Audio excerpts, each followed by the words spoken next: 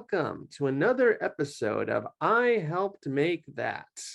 My name is Kevin Higgins, and I am joined today by Tami Springer, who worked on the cultural phenomenon Tiger King. A bit. Let me explain. Tami is actually Joe Exotic's power of attorney. Anyway, shall we get the anchor ad out of the way? Sure. All right.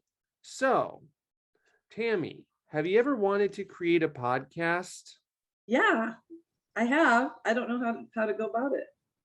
Oh, well, what would your podcast be about? Well, obviously about Joe Exotic. All right.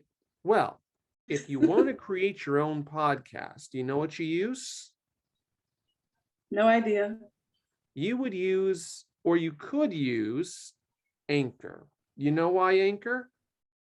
No, why?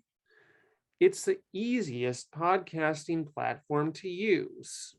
All you do is sign up for your own account, then just press record, and you can record your episode, then post it on Spotify, Apple Podcasts, all the platforms. Wow.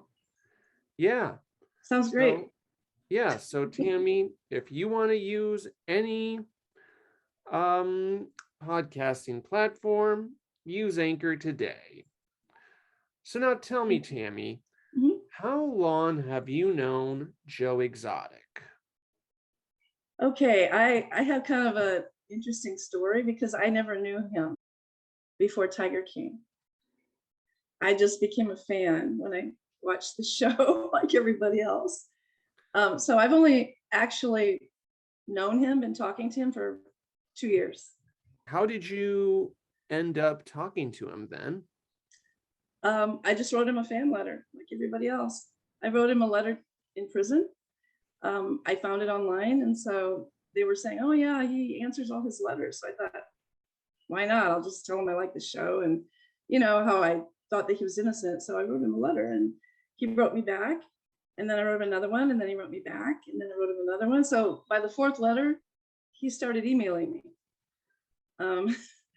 And then a few months later, he started calling me. So it just kind of grew gradually like that. Okay. Then it grew, and what got you to become his power of attorney? Well, he wanted to have his own online store. So he was looking for someone that he trusted to do that. And so I think it was like right after he didn't get pardoned. So it was January 21. That's when he wanted to start doing that, when he saw he was still going to be in prison for a while. So he asked me if I would create an online store for him and run it. So I said yes. So that started the store, which I created a website, and then that eventually morphed into his official website, which he didn't have at the time. And so I was doing all that stuff and a bunch of other stuff for him in the background. So I guess it just got to the point where he wanted to change his power of attorney from who was doing it before. And so he gave it to me. What made him decide to have you do his online store besides just trusting you? Like, had you had experience doing online stores in the past? I mean, not really. I think because he was trying to choose somebody that he trusted, you know, because it involves money. And the money goes, most of the money goes to him. So it benefits his not so much, it doesn't go so much to his legal expenses because those are a lot greater. It goes more to his prison expenses. So we generate income for those things and his other bills that he has to pay. So I think he needed somebody he could trust to do that. So what was it like learning to run an online store? Oh, I think it's really fun. I mean, we created from nothing. So my daughter and I created the website, and we started getting some products together. And then and he had a lot of input in it. He would tell me his ideas, what he wanted, and what the design should look like, and it was a lot of fun, actually. And then how did you make the products? Well, my daughter is the art director at a t-shirt printing company, so so that part was kind of easy because she already is a graphic artist. So she designed them all and printed them. Some of them, if they aren't t-shirts or apparel, we had to send out to different places like Vistaprint or different companies. But okay, and then once you created the store, how soon was it that people started buying things? oh, that was right away, because I think he hadn't had an online store, and he never had an official one. He'd had a few others that didn't do that well, and they were all, I guess they had all shut down for months. So I think people were really hungry for that merchandise. So when the new store came out, it was a pretty big thing. I'm curious, Mhm. when you were watching Tiger King, Yeah. what exactly drew you in to Joe Exotic? I actually didn't want to watch it. My daughter talked me into it. I didn't think I'd like it, but I made a promise to her that I'd watch one episode and then I'd quit if I didn't like it, and I couldn't stop watching. So, I mean, it was just such a interesting show. But really, what I left with at the end was, a lot of people thought, oh, Joe is so funny, and they were making all these names. I never thought that. I was upset because I could see that he was set up, and it bothered me that he was in prison. And that's the main motivation I had for writing him and for everything I do, is to get him out of prison. Okay, and with the online store you've helped run, have any of the products been like going towards trying to get him out of prison in any way? Oh yeah, I mean, the theme that we started with and we still have is that he's innocent. And I'm wearing the t-shirt I'm wearing. Mm-hmm. This is our logo that was created by an inmate that Joe was with in prison, that he drew it, and then my daughter made it, and this is the logo for our apparel.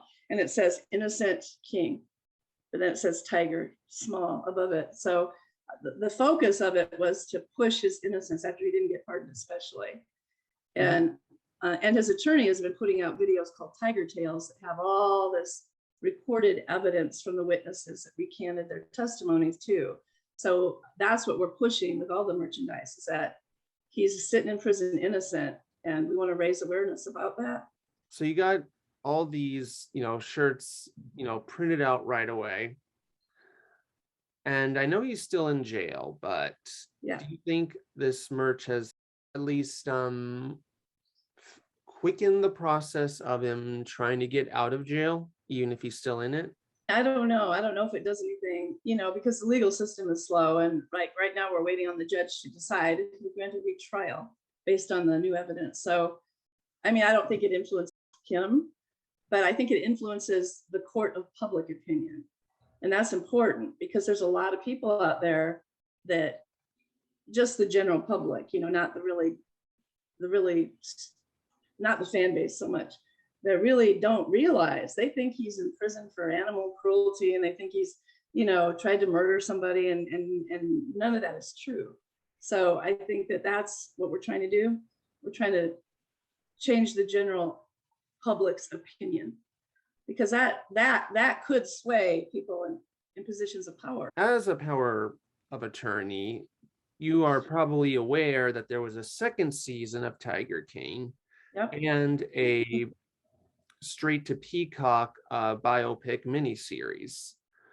Were you at all involved with either of those things? I wasn't, no. So they didn't, so as his power of attorney, they didn't come to you to ask for anything? No, I mean, I know one of the producers, Rebecca Chaklin. I mean, friends. I talked to her occasionally, but they never asked me anything. I mean, I've always been kind of in the background, and I wasn't his power of attorney until December. So it was after that show came out. It came out in November. So, you know, if there's a Tiger King 3, maybe. I don't think there will be, but Yeah. So, okay. So you only became his power of attorney after the first 2 seasons, not just right, after the first season. right. Even though I was doing things for him, but I wasn't doing the power of attorney thing until December 1st. And the 2 things you were doing with him were just doing all the mailing him back and forth in the emails, right? That's pretty much it. Or was there anything else? Well, we talk on the phone every day. So, you know, I mean, it's more than just letters. You know, I mean, I'm officially, he calls me his executive assistant. So that's what I do for him. I basically handle all his business affairs and personal affairs. So that, in addition to the power of attorney, the power of attorney is just kind of a legal term that I can sign for him and represent him. But I do a lot more than that. And the website isn't just a store now, it's his official website. So we also keep it updated with news and all kinds of things. So it's joeexoticusa.com is what it is. But that's that's his official site, and I manage that. Seeing as he's not actually in prison for animal abuse or trying to murder Carole, what is he in jail for then? Well, those are his convictions, but he's okay. So he was convicted. I'm trying to remember now how many counts. 17 counts, I think, of violating the Lacey Act, which is basically paperwork violations. So that's like if he transported an exotic animal across state lines, and that's, you know, then the form has to be filled out right. So maybe he filled it out as a donation instead of that it was sold, or, you know, something like that. It's like paperwork violations for transporting animals. So that was a lot of it.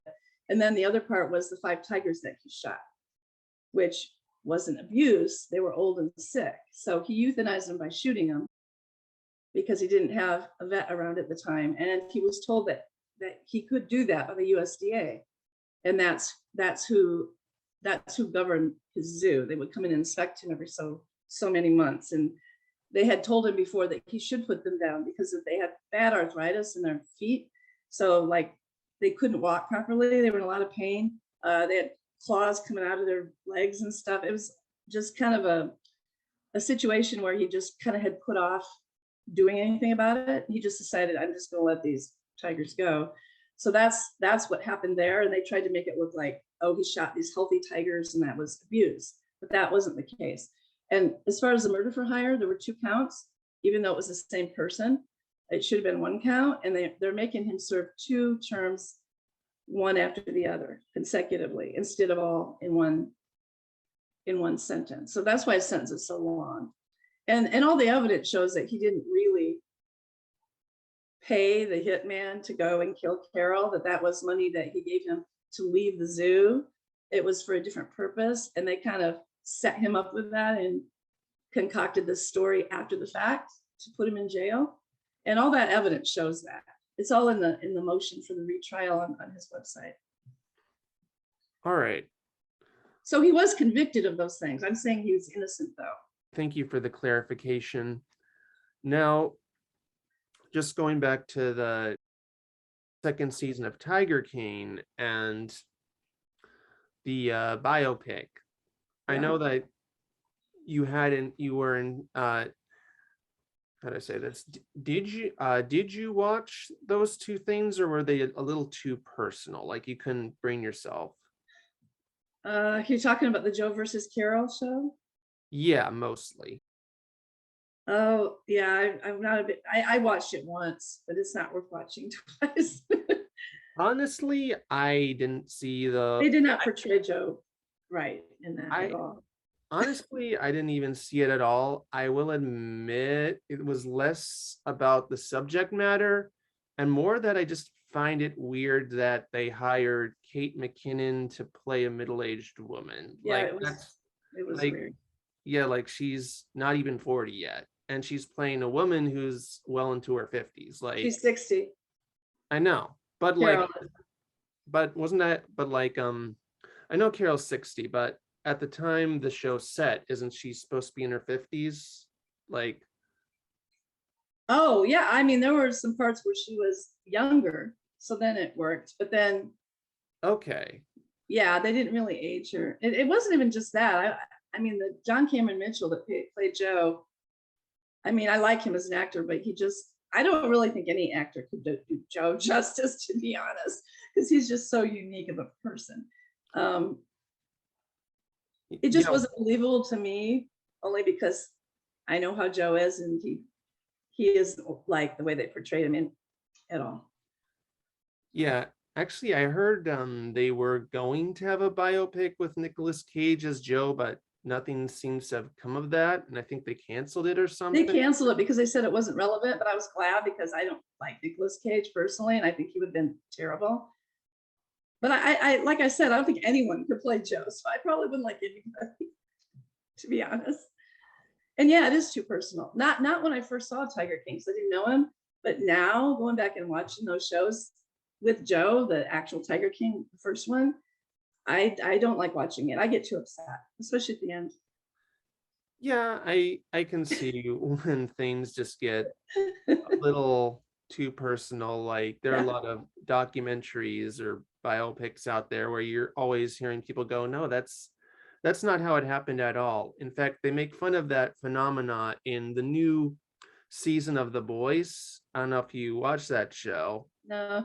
but one of the superheroes, they at one point his publicist says, look, they're making a biopic about you, and they're going to hire Tom Hanks to play your coach who got you off the street and helped save your life. And the superhero is like, that's not how it happened at all. My brother trained me. Yeah, they changed things Yeah, around. But you know, in the original Tiger King, it was they call it a documentary, but it's more like a docudrama because you know they filmed that over several years. And what they did is they took all the most you know dramatic clips that they could find and just like spliced them and cut them and put them all together.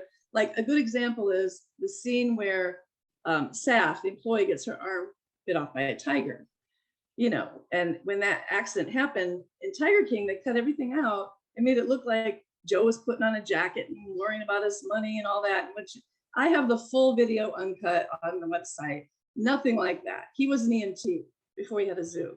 So he was the one that rushed in, applied the tourniquet, did everything that saved her life.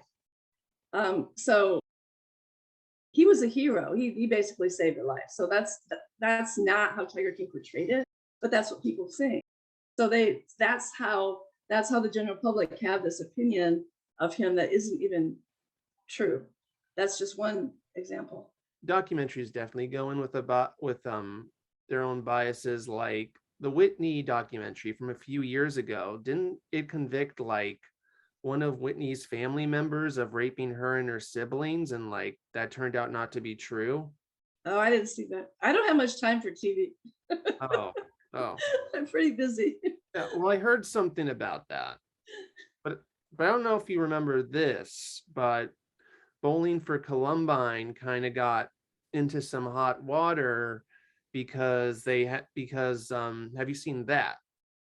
Because that's all the way from like 2002. That's a ways back. Yeah, I've seen But that. yeah, but as I seem to recall, the scene with Charlton Heston got under fire because then it turned out he had dementia. Oh, So people were kind of wondering how much, like, you know, it made him look bad, or if it was making Michael Moore look bad for taking advantage of someone yeah. who is developing dementia.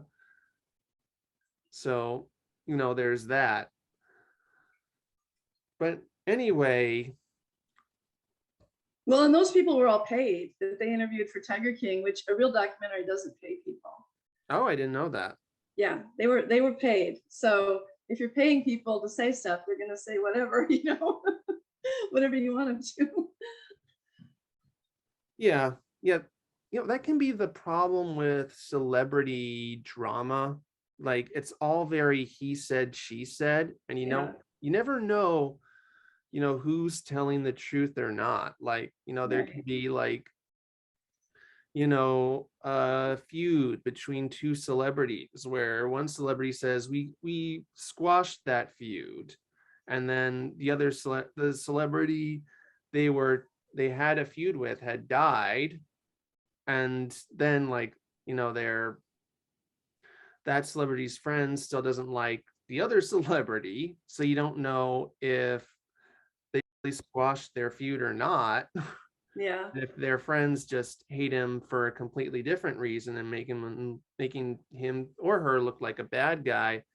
It's also to talk about a real example, like why I tried not to pay as much attention to that Amber versus Johnny Oh trial. yeah. Yeah, I didn't uh, either.